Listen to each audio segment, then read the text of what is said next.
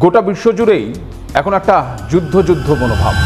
শক্তিধর দেশগুলোর মধ্যে বিভিন্ন ইস্যুতে চলছে টানাপোড়েন। সংবাদ মাধ্যমগুলোতে মাঝে মধ্যেই ওই তৃতীয় বিশ্বযুদ্ধের কথা বলা হচ্ছে। আচ্ছা, সত্যি যদি তৃতীয় বিশ্বযুদ্ধ শুরু হয় তবে কি করবেন ভেবেছেন? পৃথিবী তো ধ্বংস হয়ে যাবে, তখন বাঁচার জন্য কোথায় যাবেন? একেবারে পৃথিবীর বাইরে যদি কোথাও চলে যাওয়া যায় তাহলে কেমন হয়? ইতিমধ্যে তো আবার চাঁদে জমি কেনা শুরু করেছেন অনেকে।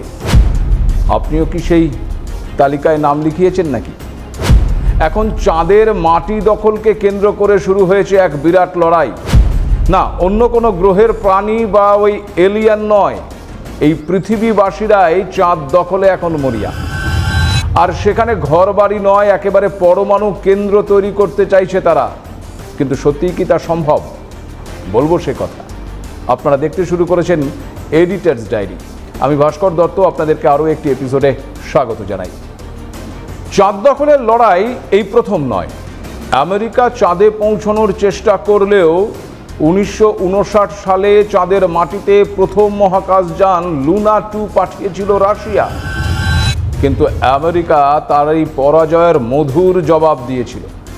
10 বছর পর অর্থাৎ 1969 সালে 20 জুলাই অ্যাপোলো 11 মিশনের মাধ্যমে মহাকাশযান নয়, একেবারে প্রথম দেশ হিসেবে চাঁদে মানুষ পাঠিয়েছিল আমেরিকা।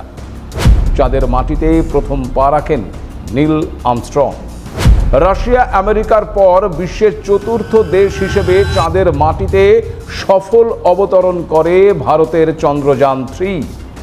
2023 সালের 23শে আগস্ট অর্থাৎ আজকের দিনেই এসেছিল সেই সাফল্য। 2 বছর আগে ঠিক আজকের দিনে ভারতীয় সময় সন্ধে 6:30 ঐতিহাসিক জয় পেয়েছিল ভারত। চাঁদ ভারতের হাতের মুঠোয় আসার পর থেকেই অনেকেই আবার শখ করে চাঁদে এক ফালি জমি কিনতে শুরু করে। অনেকে ইতিমধ্যে সেই তালিকায় নামও লিখিয়ে ফেলেছেন। লুনা সোসাইটি ইন্টারন্যাশনাল এবং ইন্টারন্যাশনাল লুনার ল্যান্ডস রেজিস্ট্রি এমনই দুটি কোম্পানি যারা ওই চাঁদে জমি বিক্রি করার দাবি করে। তাদের মাধ্যমে চাঁদ সহ মঙ্গল এবং শুক্র গ্রহেও নাকি জমি কেনা যায়। বিশিষ্ট অভিনেতা টম ক্রুজ সহ বিভিন্ন সেলিব্রিটি চাঁদ ও অন্যান্য গ্রহ উপগ্রহে জমি কিনে চলেছেন। প্রয়াত বলিউড অভিনেতা সুশান্ত সিং রাজপুতও নাকি জমি কিনেছিলেন চাঁদে। এক ভক্ত তো আবার শাহরুখ খানকে তার জন্মদিনে চাঁদে জমি কিনে জন্মদিনে উপহার দিয়েছিলেন। জানেন কি চাঁদে এই জমির দাম কত? চাঁদে 1 একর জমির দাম মোটামুটি ওই $38। ভারতীয় মুদ্রায় এই টাকার পরিমাণ ওই 3000 টাকার কিছু বেশি। কি ভাবছেন, চাঁদে জমি কিনবেন? যদি ভেবে থাকেন তাহলে বলবো খুব তাড়াতাড়ি কিনে ফেলুন। কিন্তু জমি কিনলেই আপনি সেই জমিতে গিয়ে থাকতে পারবেন কিনা সেই প্রশ্নের উত্তর অবশ্য পরে দিচ্ছি। তার আগে বলি, চাঁদে মানব বসতি গড়ে তোলার জন্য ইতিমধ্যে আরও একটি যুদ্ধ শুরু হয়ে গেছে। পৃথিবী জুড়ে যুদ্ধ আবহে শক্তিধর দেশগুলো তার শক্তি বৃদ্ধি করতে মরিয়া। অত্যাধুনিক যুদ্ধাস্ত্র তৈরিতে ব্যস্ত তারা। আমেরিকা, রাশিয়া, চীনের পাশাপাশি এবার ভারতও নিজের তৈরি অস্ত্রের উপর গুরুত্ব আরোপ করেছে। গোটা বিশ্বজুড়ে পারমাণবিক শক্তির ওপরেও গুরুত্ব আরোপ করা হচ্ছে। আপনারা জানেন যে কিছুদিন আগে ইসরায়েল আর ইরানের মধ্যে যে যুদ্ধ চলছিল তার মূলেই ছিল ওই ইরানের পরমাণু পরিকল্পনা। মূলত আমেরিকান মিসাইলগুলো ইরানের পারমাণবিক কেন্দ্রগুলোকেই টার্গেট করেছিল। আর এই হামলার ফলে ইরানের পারমাণবিক অস্ত্র তৈরির পরিকল্পনা 2 থেকে 3 বছর পিছিয়ে গেছে বলেও দাবি করা হয়। কিন্তু আপনি কি জানেন, এবার আর পৃথিবীতে নয়, একেবারে পৃথিবীর বাইরে পরমাণু ঘাঁটি তৈরির লড়াই শুরু হয়েছে। বিশ্বের শক্তিধর দেশগুলো আগামী কয়েক বছরের মধ্যেই তাদের এই পরিকল্পনা বাস্তবে রূপায়ণ করতে চাইছে, যাকে একেবারে ছোট্ট করে বলা যায় মুন নিউক। হ্যাঁ, আপনি ঠিক শুনেছেন, মুন নিউক মানে চাঁদে পরমাণু কেন্দ্র। আর এই চাঁদের বুকে পরমাণু কেন্দ্র গড়ে তোলার জন্য শুরু হয়েছে এক বিরাট লড়াই। চাঁদে পৌঁছানো নিয়ে আমেরিকা ও সোভিয়েত ইউনিয়নের মধ্যে প্রতিযোগিতা চলেছিল, কিন্তু সে এখন ইতিহাস। এবার যে লড়াই শুরু হয়েছে তা আগের থেকে আরো অনেক বড়, কারণ এবার আর চাঁদের মাটিতে পা রাখা নয়, বরং চাঁদের মাটিতে স্থায়ীভাবে পরমাণু ঘাঁটি তৈরির দৌড় শুরু হয়েছে। কে প্রথম চাঁদে বানাবে তাদের পরমাণু কেন্দ্র? দৌড়ে রয়েছে আমেরিকা, রাশিয়া এবং চীন। আগামী 5 বছরের মধ্যে এই অসাধ্য সাধন করতে চাইছে দেশগুলি। মার্কিন গণমাধ্যমের খবরে বলা হয়েছে, মার্কিন মহাকাশ সংস্থা নাসা 2030 সালের মধ্যে চাঁদে পারমাণবিক চুল্লি নির্মাণের পরিকল্পনা দ্রুত বাস্তবায়ন করবে। প্রশ্ন একটাই, কে আগে চাঁদে এই পারমাণবিক চুল্লি বসাতে পারবে? চাঁদে একটি দিন পৃথিবীর 14 দিনের সমান দীর্ঘ, আবার একটি রাতও ওই 14 রাতের সমান, অর্থাৎ টানা 2 সপ্তাহ আলো আর তারপর 2 সপ্তাহ পুরো অন্ধকার। আর সেই অন্ধকার সময়ে তাপমাত্রা নেমে যায় একেবারে হিমশীতল পর্যায়ে। শুধু সৌরশক্তি দিয়ে সেখানে টিকে থাকা একেবারেই সম্ভব নয়, ব্যাটারি দিয়েও এত দীর্ঘ রাত সামলানো যায় না। তাই সমাধান ওই একটাই, পারমাণবিক শক্তি। যদি চাঁদে একটি শক্তিশালী পারমাণবিক চুল্লি বসানো যায়, তবে 24 ঘন্টা একেবারে বিদ্যুৎ সরবরাহ করা সম্ভব হবে। আমেরিকার মহাকাশ সংস্থা নাসা ঘোষণা করেছে যে 2030 সালের মধ্যেই তারা চাঁদে 100 কিলোওয়াট ক্ষমতার পারমাণবিক চুল্লি বসাবে। এর মাধ্যমে মানব জাতির জন্য শক্তি সরবরাহ করা সম্ভব হবে। নাসার স্টারশিপ লুনার ল্যান্ডার এখনো পরীক্ষাধীন, কিন্তু তারা কাজ দ্রুত এগিয়ে নিচ্ছে, কারণ রাশিয়া ও চীন একসঙ্গে চাঁদ জয়ের পরিকল্পনা করছে। 1969 সালে আমেরিকা প্রথম চাঁদে পা রেখে ইতিহাস বদলে দিয়েছিল।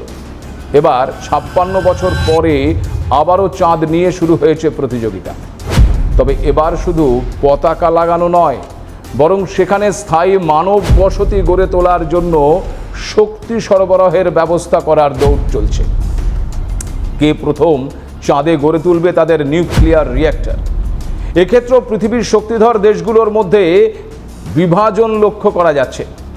পৃথিবীর ক্ষমতা কার হাতে থাকবে, কে পৃথিবীতে দাদাগিরি করবে, তা নিয়ে দীর্ঘ সময় ধরে লড়াই চলে আসছে, যাকে কেন্দ্র করে একদিকে যদি থাকে আমেরিকা, আবার অন্যদিকে সেই আমেরিকাকে টেক্কা দিতে চাইছে চীন এবং রাশিয়া।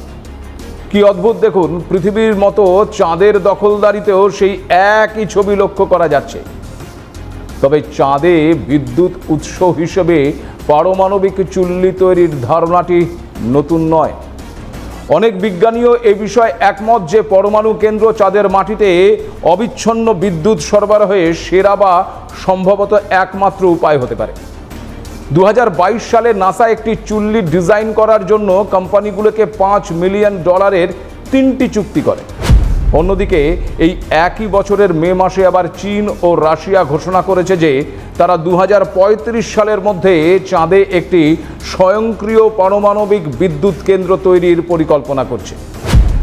ফলে বোঝাই যাচ্ছে, চাঁদে পরমাণু কেন্দ্র গড়ে তুলতে উঠে পড়ে লেগেছে শক্তিধর দেশগুলি।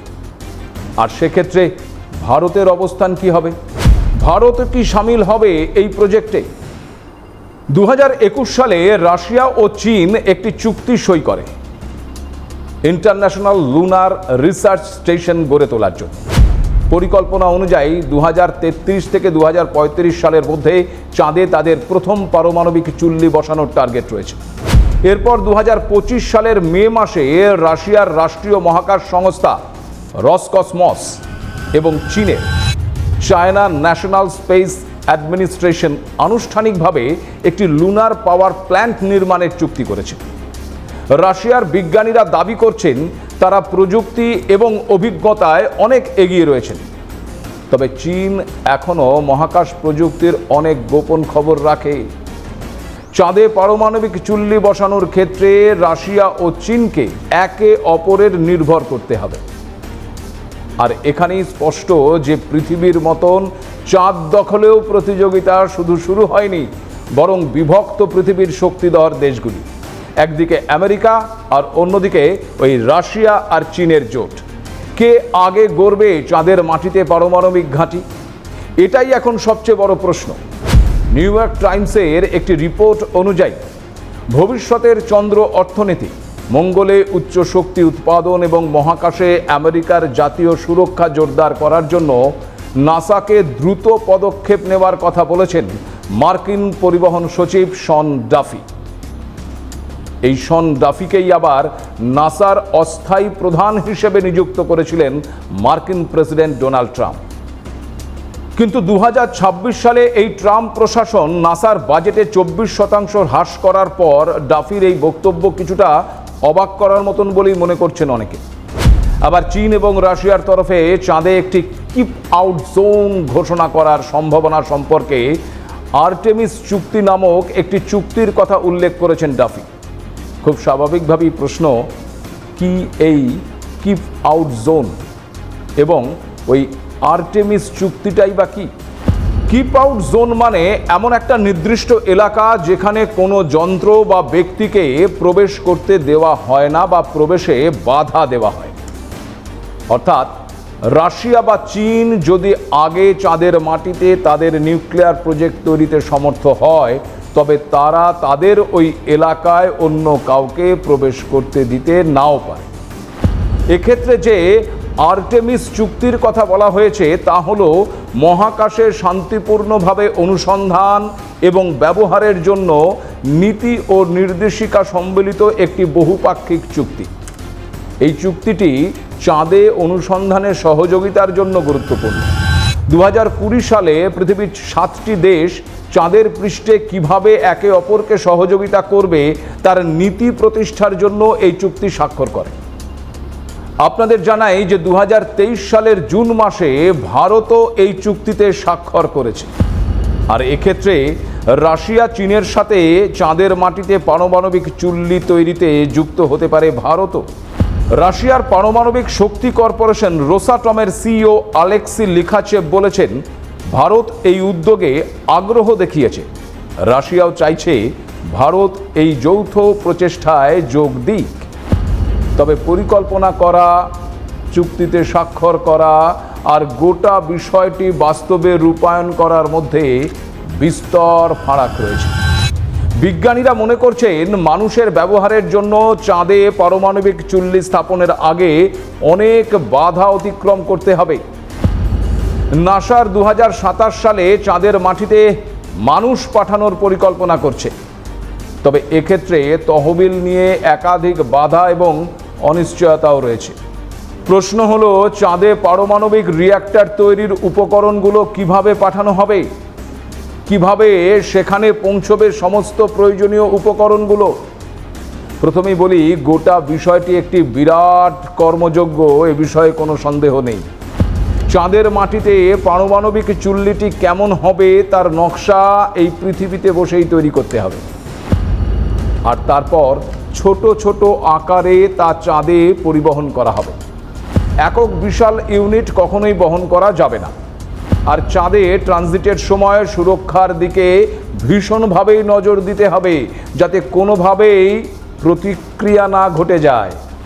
সমস্ত উপাদান চাঁদে নিয়ে যাওয়ার ক্ষেত্রে সবচেয়ে গুরুত্বপূর্ণ চাঁদের সফল অবতরণ।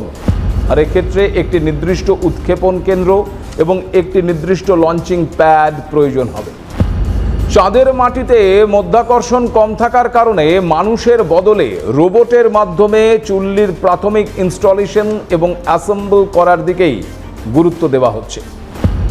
চাঁদের মাটিতে ফাঁকা জায়গায় পারমাণবিক চুল্লিকে ঠান্ডা করে তার তাপ নিয়ন্ত্রণ করা একটা বড় চ্যালেঞ্জ। সব মিলিয়ে চাঁদের মাটিতে স্থায়ীভাবে মানব বসতি গড়ে তোলার জন্য পৃথিবীর বিজ্ঞানীরা ইতিমধ্যেই লেগে পড়েছেন। সব কিছু ঠিকঠাক হলে ওই 2030 থেকে 2035-এর মধ্যে চাঁদের মাটিতে পারমাণবিক চুল্লি স্থাপন হতে পারে। এক্ষেত্রে তখন হয়তো পৃথিবী থেকেই চাঁদে আলো জ্বলতে দেখা যেতে পারে।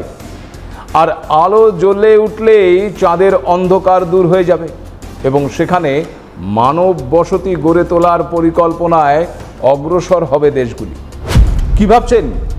আর দেরি না করে এবার চাঁদের মাটিতে জমিটা কিনেই ফেলবেন নাকি? এক্ষেত্রে আরও একটা তথ্য দিয়ে রাখি। রাষ্ট্রপুঞ্জের এক চুক্তিতে বলা হয়েছে, পৃথিবীর বাইরে মহাজাগতিক বস্তুর ওপর কোনো দেশ তাদের অধিকার ফলাতে পারবে না। এমনকি কোনো দেশ চাঁদ কিংবা শুক্র গ্রহে সেই দেশের পতাকাও তুলতে পারবে না। এই চুক্তিতে সমর্থন জানিয়েছিল ভারত সহ বিশ্বের 109টি দেশ। চুক্তিতে সইও করে 23টি দেশ। আন্তর্জাতিক মহাকাশ আইন চাঁদে জমি কেনার আইনকে স্বীকৃতি দেয় না। আন্তর্জাতিক চুক্তি অনুযায়ী দেখতে গেলে এই জমি কেনার কোনো বৈধতা নেই। কিন্তু ওই সংস্থাগুলো মনে করছে আবার কোনো দেশ চাঁদে জমি কিনতে না পারলেও মানুষ বা ব্যক্তি পারে, কারণ কোনো ব্যক্তি বা মানুষ তো আর দেশ নয়। তাদের আরও দাবি, ব্যক্তির চাঁদে জমি কেনার বিষয়ে কোনো নিষেধাজ্ঞাও দেওয়া হয়নি। তাই তাদের মতে সুদূর ভবিষ্যতের কথা ভেবে এখন থেকেই ওই চাঁদে জমি কিনে রাখা যেতে পারে। এবার আপনারা ভাবুন, আপনারা কি করবেন? তবে বিজ্ঞান এবং প্রযুক্তি যে গতিতে এগোচ্ছে, তাতে চাঁদ যে আর কোনো ফ্যান্টাসি নয় তা বলাই যায়। আজ এ পর্যন্তই। নমস্কার।